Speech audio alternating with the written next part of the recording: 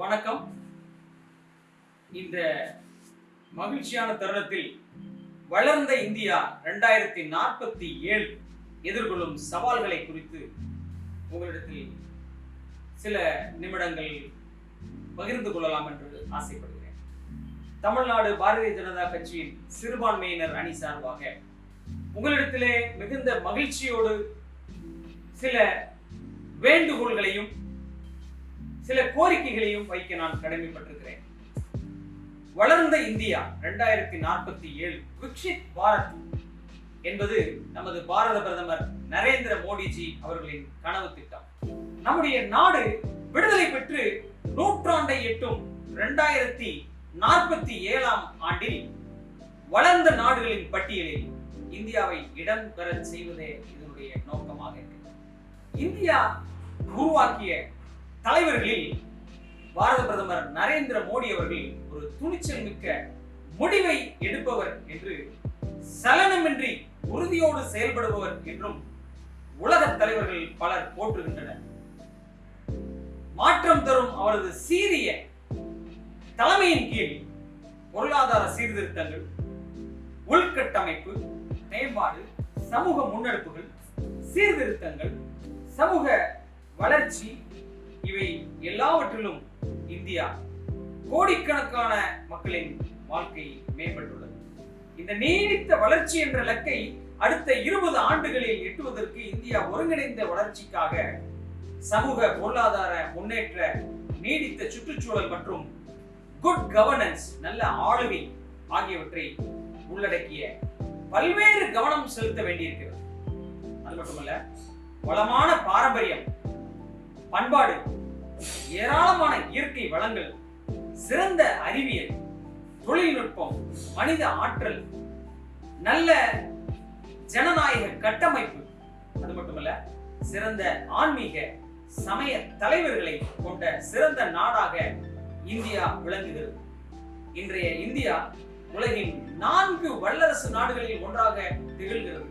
மேலும் இந்தியா உலகில் அணு ஆயுத திறன் கொண்ட சில நாடுகளில் ஒன்றாகும். சந்திராயன் எனப்படும் விண்கலத்தை நிலவுக்கு வெற்றிகரமாக அனுப்பியதுடன் அங்கே தண்ணீர் இருப்பதையும் முதல் முறையாக கண்டுபிடித்து உலகுக்கு சொன்னது நமது பாரத நாடு. இந்தியா இன்று உலகின் தகவல் தொழில்நுட்ப வல்லரசாக ஐடி சூப்பர் பவராக விளங்குகிறது. பல வளர்ந்த நாடுகளில் உள்ளவர்களை விட மிக அதிகமான பணக்காரர்களை கொண்டிருக்கிறது நமது பாரத நாடு. சமூக மேம்பாடை எடுத்துக்கொண்டால் பொருளாதாரத்தில் நம் நாடு வலிமையாக இருக்கிறது என்றாலும், மறுபுறம் பார்த்தால் நெறிமுறைகளில் மிகவும் பலவீனமாக இருக்கிறது. பல்வேறு சர்வதேச நிறுவனங்களின் ஆய்வில் சமூக வளர்ச்சி குறித்து கண்டறியப்பட்டு தகவல்களை பார்த்தால் நாட்டின் தரம் வருத்தம் தருவதாக இருக்கிறது. அது மட்டுமன்றி உலகின் 200-300 பல்கலைக்கழகங்களில் இந்தியா இடம்பெறவில்லை என்பதும் வருந்தத்தக்கது. கடந்த 70 ஆண்டுகளாக மத்திய மாநில அரசுகள் சமூக பிரச்சனைகளை தீர்க்கும் வகையில் ஏராளமான சமூக நல திட்டங்களை, பொருளாதார திட்டங்களை தொடங்கி செயல்படுத்தி வருகின்றன. ஆனால் இத்திட்டங்களின் நோக்கம் முழுமையாக நிறைவேற்றப்படவில்லை. சம்பந்தப்பட்ட சாமானிய மக்களுக்கு அந்த திட்டங்கள், பலன்கள் முழுமையாக போய் சேரவில்லை. ஊழல் தான் இதற்கான தடைகளில் பிரதானமான ஒரு காரணமாக இருக்கிறது.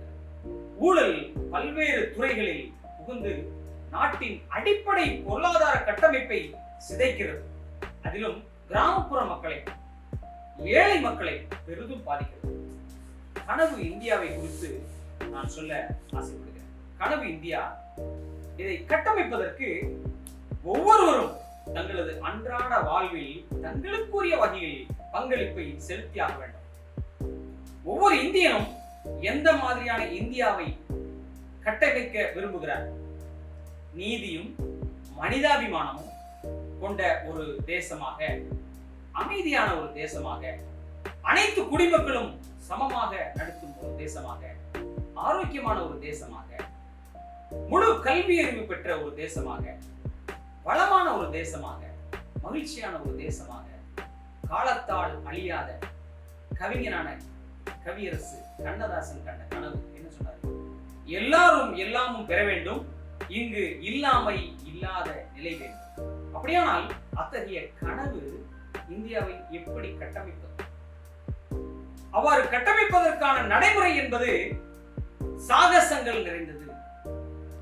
மேலும் அறிவியல் தொழில்நுட்பத்தை முறையாக படைப்பாற்றலுடன் பயன்படுத்த வேண்டும்.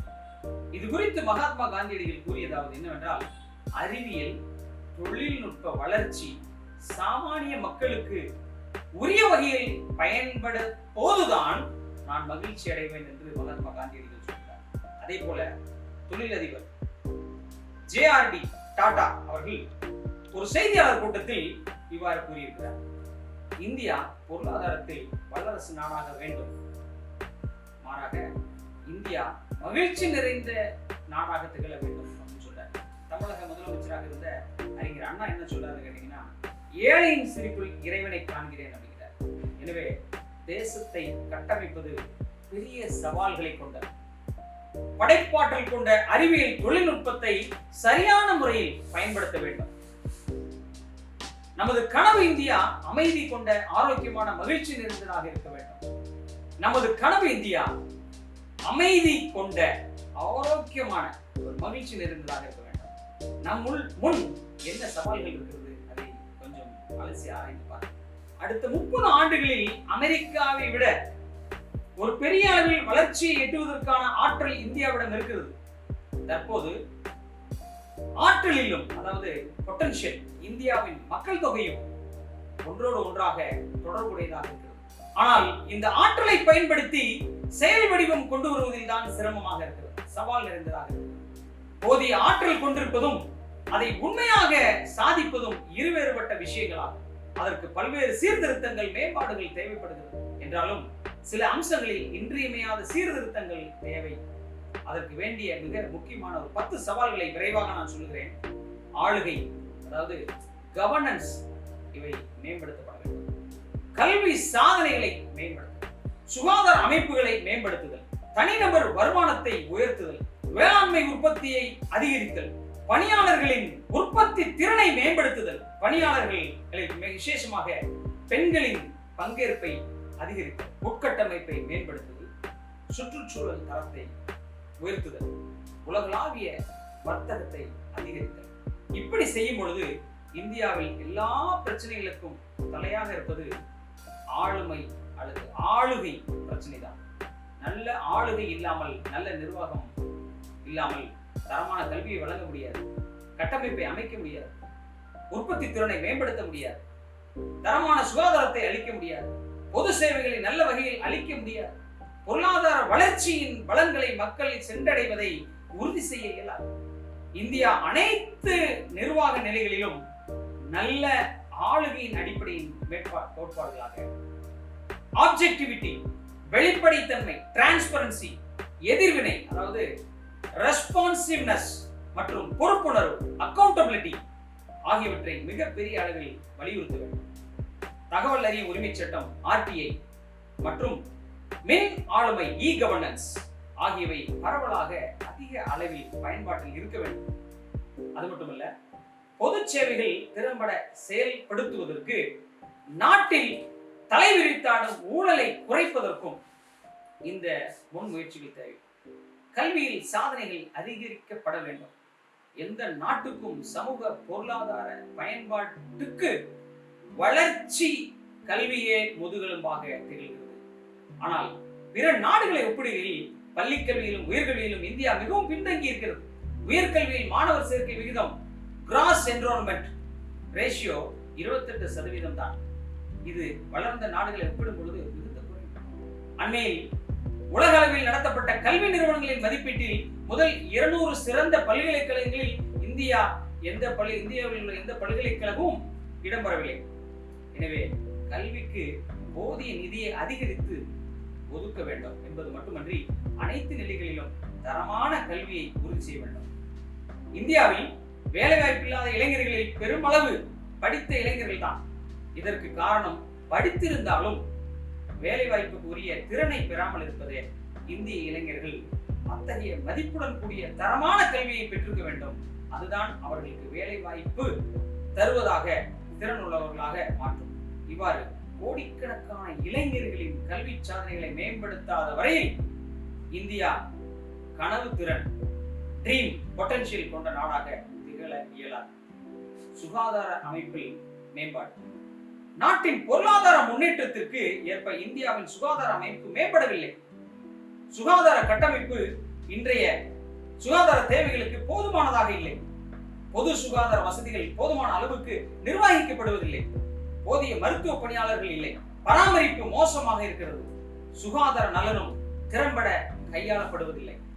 நாட்டில் பொது சுகாதார மையங்கள் போதிய அளவு இல்லை. தற்போதுள்ள போல 2 மடங்கு சுகாதார மையங்கள் தேவைப்படுகின்றன. இது பெரிய சவாலாக இருக்கு. அண்மையில் நடத்தப்பட்ட ஒரு ஆய்வின்படி ஆரம்ப சுகாதார மையங்களுக்கு 40% மருத்துவர்கள் பணிக்கு வருவதில்லை என தெரிய வந்துள்ளது.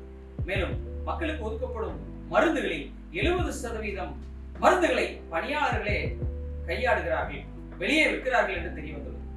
இது இந்தியாவின் தொழில் நேர்மையை பெரிதும் கேள்விக்குறியாக்கிவிட்டது. பொது சுகாதாரத்திற்கு இந்தியாவில் செலவிடப்படும் பிற நிதி பிற நாடுகளை ஒப்பிடும் பொழுது மிகவும் குறைவாக இருக்கிறது. பொது சுகாதாரத்திற்கான செலவை அதிகரிக்க வேண்டியது மட்டுமன்றி பொது சுகாதார மையங்களின் செயல்பாடுகளை பெருமளவுக்கு மேம்படுத்த வேண்டியிருக்கிறது. தனிநபர் வருமானத்தை உயர்த்துவது ஒரு முக்கியமான ஒரு காரியமாக இருக்கிறது. தனிநபர் வருமானம் குறித்த தகவலை பொறுத்தவரையில் உலக அளவில் இந்தியா 120வது இடத்தில் இருக்கிறது. இது மிகவும் மிக மிக குறைவு. வளர்ந்த நாட்டில் தனிநபர் வருமானம் $14,000, கிட்டத்தட்ட 12,04,000 அப்படியாக இருக்க வேண்டும் என்று உலக வங்கியின் தகவல் கூறுகிறது. இந்தியாவில் தனிநபர் வருமானம் சராசரி $2,500, $2,15,000 தான். அதாவது இந்தியாவின் தனிநபர் வருமானம் தற்போது உள்ளதை போல அடுத்த 20 ஆண்டுகளில் 5-6 மடங்குகள் அதிகரிக்கப்பட வேண்டும். இது இந்தியாவிற்கு ஒரு பெரிய சவாலாக இருக்கிறது. எனவே இந்தியாவின் சராசரி உள்நாட்டு உற்பத்தி அதிகரிப்பதற்கு ஏற்ப தனிநபர் வருமானமும் அதிகரிக்கப்பட வேண்டும். அதற்காக தனிநபர் வருமானம் ஆண்டுதோறும் குறைந்தபட்சம் 7% அதிகரிக்க வேண்டும். அப்போதுதான் இந்தியா வளர்ந்த நாடு என்ற இலக்கை எட்ட முடியும். வேளாண் உற்பத்தியை அதிகரிக்க வேண்டும். இந்தியாவில் விவசாய உற்பத்தி அதிகரிப்பதற்கு மிக மிக இன்றியமையாதது. இது நீடித்த வளர்ச்சிக்கு மட்டுமல்ல, கோடிக்கணக்கானோரை வறுமையின் பிடியிலிருந்து விடுவிக்கவும் இது தேவையானது. விவசாய தொழிலாளர்கள் உற்பத்தியின் பிற துறையில் இருப்பதை விட குறைவாக இருக்கிறார்கள்.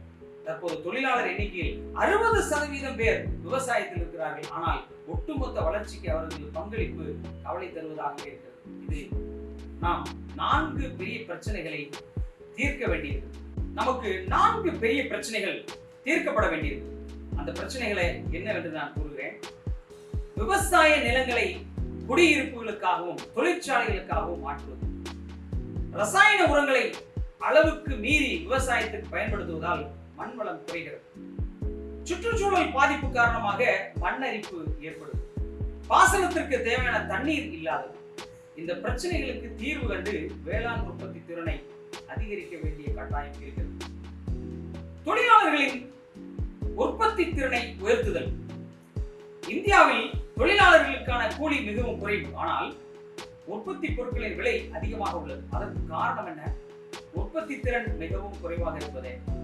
தொழில் திறன்களை குறைந்திருத்தல், காலாவதியான தொழில்நுட்பம், குறைவான வேலை நாட்கள், போதிய பணி காலம், அது மட்டுமல்ல போதிய பணி கலாச்சாரம் இல்லாமை ஆகியவை இதற்கு காரணங்களாக அமைந்துள்ளது. உற்பத்தி திறன் குறித்த விழிப்பு உலக அளவில் வேகம் எடுத்து வருகிறது. எந்த தேசமும் நிலை பெறுவதற்கு உற்பத்தி திறன் அதிகரிப்பது மிகவும் முக்கியம். இதை எட்ட வேண்டுமானால் பணியாளர்கள், இயந்திரங்கள், நிதி, நேரம் ஆகிய வளங்களை முறையாக பயன்படுத்த வேண்டும். பணியிடங்களில் உற்பத்தி திறனை மேம்படுத்துவது மட்டும்தான் சரியான தீர்வாக இருக்கும். அதுதான் தேசத்தின் முன்னேற்றத்திற்கும் ஒரு பாதையாக அமையும். உற்பத்தி திறன் என்பது வேலைக்கான வழிமுறைகள் என்று மட்டும் எடுத்துக்கொள்ள இயலாது. சரியான அணுகுமுறைகளை மேம்படுத்துதல், செயல்திறனில் தீவிரமான அக்கறை எடுத்துக் கொள்ளுதல் ஆகியவைதான் முக்கியமானதாக.